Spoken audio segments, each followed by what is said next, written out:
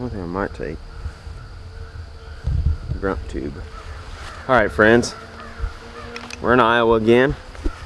Gooch and I are going back out hunting on some public land. It's kind of warm, but not too bad. I mean, it's, what is it, high 60s today? Mm-hmm. Tonight we don't have much time to hunt. We only have a couple of hours. It's like 5:30 right now. So Gooch and I pulled into this little spot where we can actually access through private. I asked this lady if we could walk through her couple acres here to get into the public land. It saves us a long walk, pretty much. And she was nice enough to let us go in from this direction. What is that, a moped? No.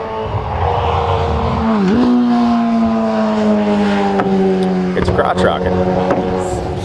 Nice. So I really appreciated her letting us walk in from this way, because it's going to save us a bunch of time. However, we're not going to take the saddles and all the extra gear, because I don't know if we have enough time to even set up. We're just going to blitz through here and try to find some fresh sign and set up on it for the last hour of the day. You never know.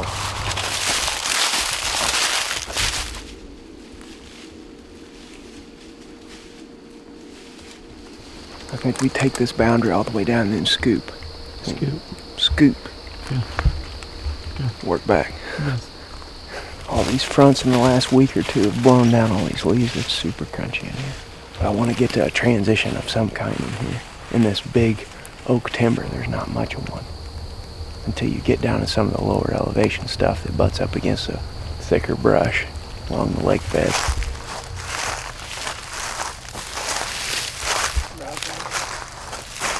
Super crack.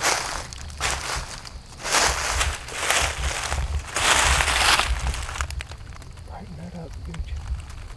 Crank your gain up. There you go. Right. Bucks have been in here a bunch in the last week.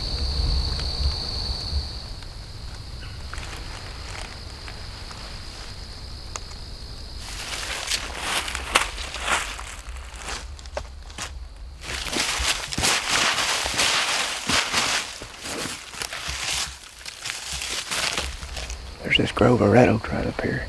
Through these whole woods, those red oaks are all growing around that same elevation line. Are you sick of me talking about red oaks yet? No. That's true. That's where they're at. We know there's a giant buck in here because Jake and Ted shined him out on the edge of this place. And we were real confused as to how we were going to go in here after him because all this is open hardwoods. But we know he's in here because they shined him at like 8:30 at night coming out of this block of woods. So what we're going to do is just kind of meander through here looking at these little pockets of red oaks for sign. And as soon as we found this pocket of red oaks, there's a bunch of fresh rubs up there, a bunch of fresh tracks right here. It's obvious that at the top of this little cut where the water has washed it out real deep, that the red oaks are collecting down in that sandy bottom. And there's a lot of deer feeding right there. I have no idea where this thing could be bedded in these woods, so we're gonna throw a setup at this. We cleared some leaves and stuff out in this little ditch. Gooch and I are just sat down in it right now. If the buck comes down that edge to that little pocket of oaks up there, should have plenty of good opportunities to draw with that big deadfall. Be able to either stand up real quietly while they're feeding and shoot them, or wait until they walk down into this opening. Another interesting thing, wind's out of the northwest today, which should mean it's coming like this. But after the sun goes down, your thermals, and the wind has calmed down, the thermals are actually pulling down this ditch. So I think it'll keep our scent in this ditch, keep any deer from smelling us. They come in here and feed above us.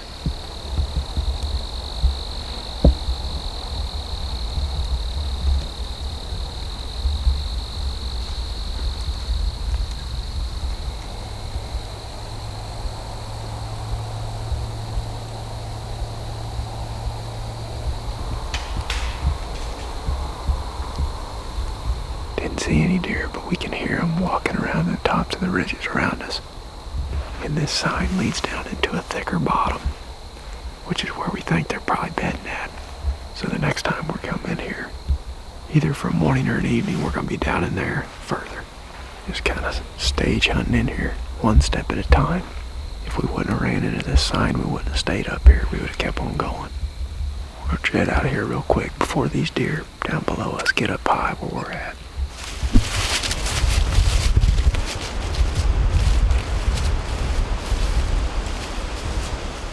Gooch are back at it today out here on Iowa public land.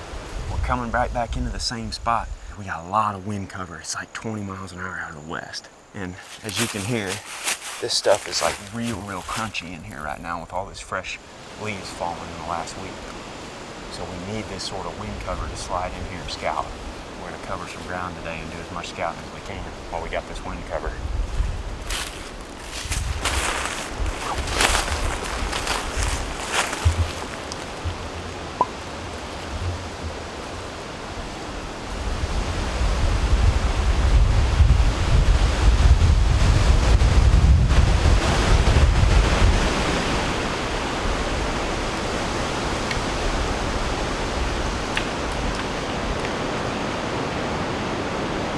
Do you see him? That's a lot.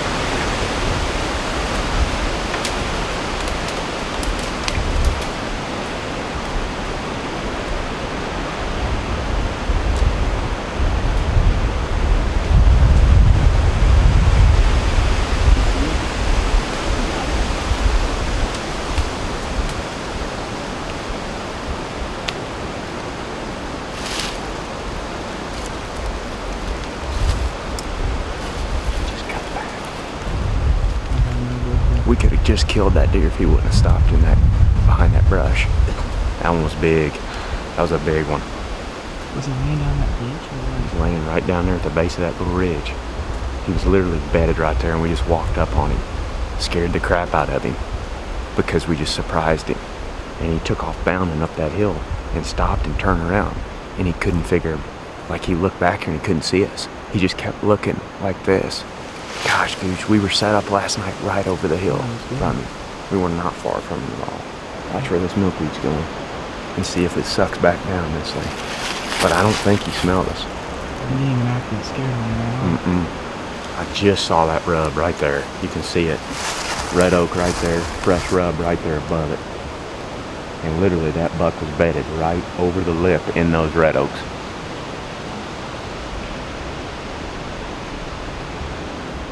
That thing got up and stopped at 41 yards. Gosh, that's what we were just talking about, is there's not much cover in here for them to bed at all. But they'll bed off of these little bitty points and stuff where they got wind advantage in here. Got acorns everywhere. There's no reason for these bucks to leave this area. He didn't know what happened. I don't even think that he hung around long enough to get to smell us. When you spook a deer like that, more often than not, they don't go very far, and they're right in here again. When you spook them, they smell you, they see you, they hear you, and they take off like a bat out of hell, and you see them run out of sight. Those are the ones that you got to worry about. Those may not be back for a while, but a deer like that we just startled, he got up, and then he couldn't really figure out what was going on. He ain't going very far.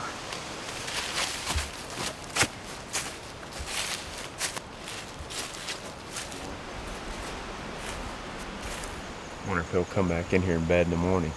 Kind of doubt it, but you got a northwest wind in the morning and it'll be coming right up this draw. I mean, you could get really close to that thing in its bed. I mean, if we'd have known he was bedded there, we could have snuck right up this ditch and popped up and shot him. Gooch and I last night, we set up on the ground right over that ridge. I mean, 150 yards from where that buck is bedded.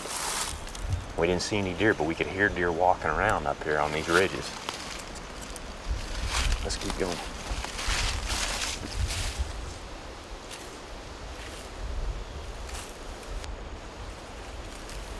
Looks real fresh. Man, it's a big rub. Well, we obviously just spooked a freaking big buck. And we kept walking because we got noise cover. We marked that spot. There was a huge scrape right there next to where he was bedded. We might come in here and hunt that spot in the morning, but we came in here a little bit deeper to hunt the next little drainage, or to scout the next little drainage. And we got back in here, and there's a couple fresh rubs, one really big rub leading right down into this bottom. This is the most remote spot on this whole little area. Ted and his dad found a big 5-point side shed right down in there a couple years ago. There's a monster rub right there where the deer's bedding down in there and coming up out of there. And I'm getting here, we'll show you what we're talking about here on Onyx where these red oaks are growing. They're right below that thick topo line. Boy, I'm just like, just on edge right now, ready to go. They're right below that thickest topo line, about halfway down the ridge. And I've been glassing down on the point of this ridge, and there's a pile of red oaks right there below that line. That's right where those rubs are leading down into. And over that lip, it looks to get pretty thick. That's where a buck is going to want to bed, is around the base of that draw, where he's got wind coming from all sides. He's nice and safe in there. You can see this path right here. I mean, there's people that walk up here on this thing. Bucks aren't going to want to put themselves on the tops of these little ridges like that. In this situation anyway, especially when they got red oaks in the bottom. Wind's too dicey in here right now though, it's doing all this stuff. Otherwise I'd be tempted to just slide in there right now and see if we could spot him. So we're gonna mark that spot. We're gonna obviously mark the spot where we spooked that big buck a while ago and jet out of here. In the last video you saw with me and Gooch, we left you guys down in that river bottom and we saw that nice buck come down to the water to drink right at dark. And we haven't been back into that area, so we may go in there this evening. See if we can get on one in that spot. And then maybe come back in here in the morning. I like our chances. Let's go.